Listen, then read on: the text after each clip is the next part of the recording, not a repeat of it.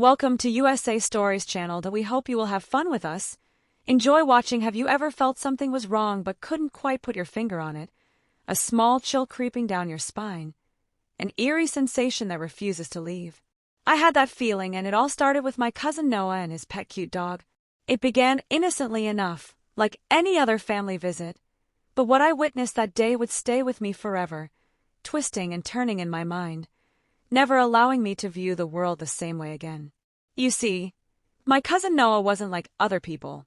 He had a quiet, almost mysterious way about him, and it seemed like he shared a special bond with his cute dog, a bond that, as I would come to realize, was far from ordinary.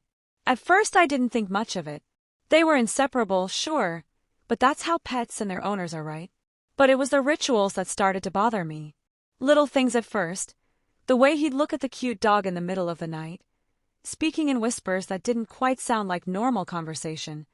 The strange offerings of food or trinkets that appeared out of nowhere, placed carefully by his side. It felt off. One weekend when I stayed over at his place, things took a turn for the worse. That night the house was eerily quiet. His cute dog, a large black German shepherd, was unusually still, its eyes reflecting the dim light, like three glowing coals. It wasn't like the playful cute dog I had grown up knowing. There was something unsettling about the way it stared at me, almost as if it knew me, or more accurately knew something I didn't. But that night it wasn't just the cute dog that unsettled me. It was my cousin Noah's behavior. He seemed different. There was a strange darkness in his eyes as he beckoned me to come closer. His voice low and urgent. "You need to see this," he said. I thought he was joking at first, but there was no humor in his tone. He led me into the back room, a place I had never been before. The air was thick, heavy with the scent of something metallic and sour. What I saw in that room, what they were doing, is something I still can't explain. It's not something I ever thought I'd witness in my life, something I never wanted to know about.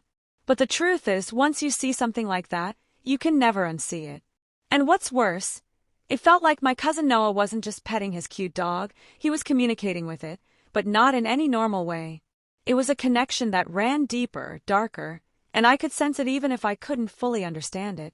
I didn't know it then, but that moment would change everything. What happened next, how I managed to escape that night, and what I discovered about my cousin Noah and his cute dog. It's a story I'm not sure I'll ever truly be ready to share.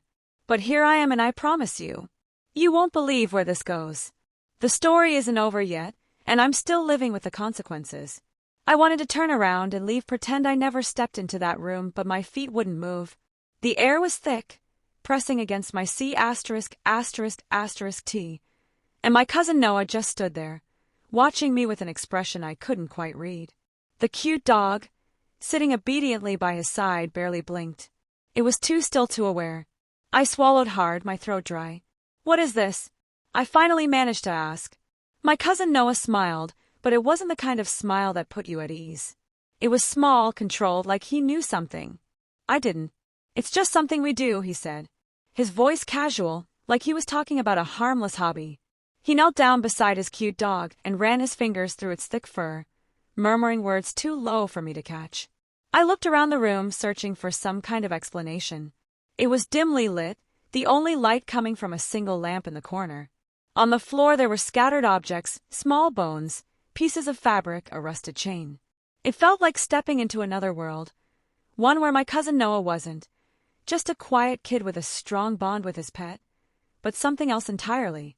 "Come here," he said, suddenly looking up at me. I hesitated. Everything inside me screamed no. But I also knew that if I left now, I might never understand what was really going on. And I had to know. I stepped forward just a little, just enough to see the way my cousin Noah's hands moved as he traced patterns into the cute dog's fur. It was rhythmic, careful, like something he had done 1,000 times before. The cute dog didn't flinch, didn't move, just stared at me. Those dark eyes locked onto mine. Then my cousin Noah whispered something, just a single word. But the moment he did, the cute dog reacted. It wasn't aggressive, it wasn't loud, but it was enough. A slow, deep growl rumbled from its throat, not one of warning, but something else entirely, almost as if it understood. I took a step back. "What was that?" My cousin Noah tilted his head. "He knows you're here now," he said, as if that should have made sense. A shiver ran through me. What do you mean? I've been here. He didn't answer right away. Instead, he placed a hand on the cute dog's head, stroking it. Almost absent-minded. Not like this, he finally said. I didn't know what he meant, but I knew that something had shifted. Whatever had just happened. It wasn't normal, and for the first time in my life, I felt like I was standing on the edge of something I wasn't supposed to see. I wanted to believe my cousin Noah was just messing with me, that this was some elaborate joke to freak me out. But the look in his eyes told me otherwise. There was something unsettling about the way he kept stroking his cute dog's fur, like he wasn't just petting it, he was communicating with it. The cute dog's deep, steady breathing filled the room, and I couldn't shake the feeling that I wasn't just being watched. I was being studied. The way it held my gaze wasn't normal. Animals lose interest, they look away, but this one didn't. It felt calculated, like it was waiting for something. My cousin Noah finally broke the silence.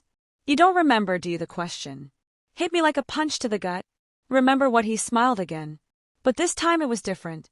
Sad almost. You used to be part of this. A chill ran through me. That's not funny. I'm not joking. His voice was so calm, like he had accepted something I hadn't. When we were kids, you used to come here all the time. You were part of the tradition. I shook my head. He had to be lying. I had no memory of anything like this. No strange rituals, no eerie connections with a cute dog that seemed almost human in the way it understood things. But then something clicked, a flicker of something buried deep. An image, a sound, a feeling, a dark room, that same cute dog, only younger. And me standing beside my cousin Noah, whispering something I couldn't quite hear. The realization sent a cold shiver through my entire body, because if that memory was real, then I had been part of something I didn't even remember. And now I was back. The room suddenly felt too small, the air too thick. My cousin Noah's words rattled inside my head, but I didn't want to believe them. I would have remembered something like this, wouldn't I? I took another step back, my body screaming at me to leave, but I couldn't bring myself to turn away. The cute dog's eyes never left me. There was an intelligence there, something beyond just an animal's instincts. It knew something I didn't. I don't believe you, I said, my voice barely above a whisper. My cousin Noah sighed, almost like he had expected that answer. Then let me show you. Before I could react, he reached into his pocket and pulled out something small. It looked like a charm, old and worn, with strange engravings etched into its surface. The moment he held it up, the cute dog tensed, ears parking, body going completely still. The temperature in the room seemed to drop, and then it happened. The cute dog let out a low guttural sound. Not quite a growl, but something deeper, something wrong. It wasn't a sound a cute dog should be able to make. It sent a jolt of fear straight through me. I don't want to see this, I said, my voice shaking now, but you have to. My cousin Noah's eyes darkened. It's already started. The walls felt like they were closing in. My breath came faster. The cute dog moved slow and deliberate, stepping toward me with an eerie calm. And then, just as I was about to run, something flickered in the back of my mind. A memory, a voice, my own voice whispering something in the dark. And that's when I knew I had been here before, and I had been part of it. My pulse pounded in my ears. The memory was still blurry, but it was there, hidden, buried deep, just out of reach. My cousin Noah was watching me closely, waiting for me to understand, to remember. The cute dog took another slow step forward, its nails clicking softly against the wooden floor. Its posture was calm, but I could feel something simmering beneath the surface, like it was waiting for a signal. Then the second memory hit me. It wasn't just a flash. This time it was clear. I saw myself as a child standing in this very room. My cousin Noah beside me. The same cute dog, but smaller, younger, staring up at us. And then the whispering, I could hear it. Now we weren't just playing with the cute dog. We were doing something else. The words came before I even knew I was speaking. You called it something else, didn't you? My voice trembled. Not a cute dog. My cousin Noah's face didn't change. If anything, he almost looked relieved. You do remember? I shook my head, but the memories wouldn't stop. I remembered the late nights, the hushed voices, the strange symbols traced in the dust. I remembered the way the cute dog it would listen perfectly, still like it understood more than it should. And I remembered the rules. There was one rule above all. The others, never forget the name. My stomach twisted. What was its name, the cute dog, or whatever it was, moved closer. My cousin Noah placed a hand on its back, and for the first time I saw the flicker of something unnatural in its eyes. "You knew it once," he said. "And if you say it now, there's no turning back." A heavy silence settled over the room. The walls felt closer, the air heavier. I wanted to leave, to run, to pretend I had never come back here, but something deep inside me needed to know. I opened my mouth, hesitated, then finally said the name, and that's when everything changed. The moment the name left my lips, the entire room seemed to shift. It was like the walls inhaled, the air itself pulling tighter around me. The cute dog's body tensed, its muscles rippling beneath, its thick fur and its eyes. Those dark, knowing eyes flashed with something I couldn't comprehend. It wasn't fear, it wasn't anger, it was recognition. A deep, unnatural sound rumbled from its throat. Something ancient, something wrong. My cousin Noah didn't move.